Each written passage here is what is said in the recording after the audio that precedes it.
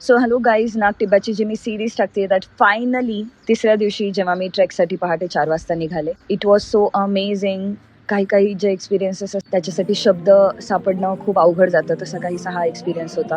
5.5 किलोमीटरच्या त्या हाईकमध्ये बरेचसे प्लॅटू आले मध्ये मध्ये, म्हणजे सपाट जमिनी, आणि जिथून खूप छान व्ह्यू दिसत होता. सो 5.5 किलोमीटरचा ट्रेक संपवल्यानंतर आम्हाला आमच्या गाईडनी सांगितलं की मी चप्पल घालून आलोय. सो जे मेन पीक कडे जातानाचं, समिट कडे जातानाचं जे हाईक आहे ते स्टिफ आहे आणि तिकडे स्नोफॉल झाला होता. सो तो बोलला की मी नाही येते. सो आम्ही निघालो. माझ्यासोबत जे 4 लोक होते त्यांचा ग्रुप आणि मी, आम्ही हाईक करत पुढे एक 10-15 मिनिट हाईक केल्यानंतर एका पॉइंटला आम्ही पोहोचलो जिथून हिमालयाचे पीक्स दिसत होते. सूर्यप्रकाश जेव्हा हिमालयाच्या पीक्स वरती पडत होता आणि आम्ही नागटिब्बावरती थांबून ते बघत होतो, इतकं जास्त आनंददायक फिलिंग होतं ते.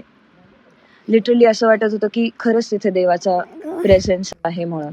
सगळं बघितलं आणि जितकं शक्य तितकं मनात साठवून घ्यायचा प्रयत्न करत पुढे आम्ही चालत निघालो परत समिटकडे हाईकसाठी. अगदी शेवटचा जो हाईक होता तो खूप स्टिफ होता. माझ्यासोबतचा जो ग्रुप होता त्यांनी असं ठरवलं की स्नो मध्ये पाय घसरत होते म्हणून ते लोक नाही येणार. मी एकटी समिटकडे हाईक करत गेले. ताज्या बर्फामध्ये मस्त पावलं टाकत पुढे चालू होती वाटचाल. एका पॉइंट पर्यंत गेले जिथून समिट अगदी 10 मिनिटावरती मला दिसत होतं की असं जवळच आहे समिट, पण मी एकटी होते आणि मला कुठलीही रिस्क घ्यायची नव्हती आणि स्टिफ होता पुढचा शेवटचा जो ट्रेक होता एक 10-15 मिनिटाचा. तो मी ठरवलं की मी तिथून रिटर्न जाईन आणि जिंदा रहेंगे तो फिर से वापस आएंगे.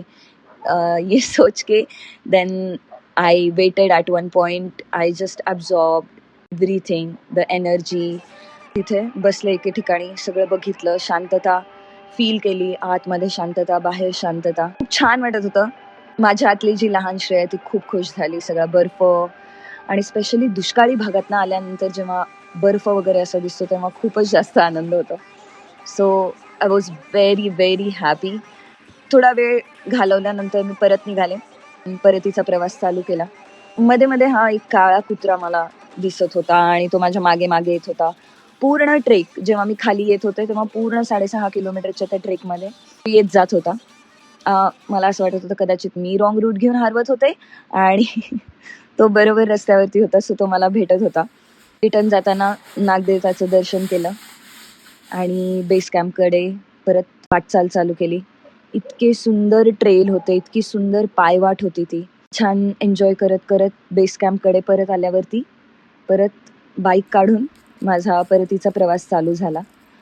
सो या नागटिब्बातल्या अजून काही व्हिडिओज किंवा काही गोष्टी आहेत ज्या मी ह्या सिरीजमध्ये नाही टाकल्या, त्या मी हळूहळू छोटे व्हिडिओज बनवून परत टाकत राहील. हा माझा फर्स्ट अटेम्प्ट होता सिरीज यूट्यूबवरती काही टाकण्याचा. तुम्हाला जर कंटेंट आवडतोय, तुमची मराठी मुलगी उत्तराखंडमध्ये जे राईड करतीये आणि व्हिडिओज वगैरे बनवतीये, जर तुम्हाला ऐकतंय तर नक्की सबस्क्राईब करा, लाईक करा, शेअर करा, कॉमेंट करा. आणि मी आत्ता रिसेंटली अजून एक ट्रिप मारली आहे. टेहरी डॅम आणि सुरकंडा देवी मंदिर.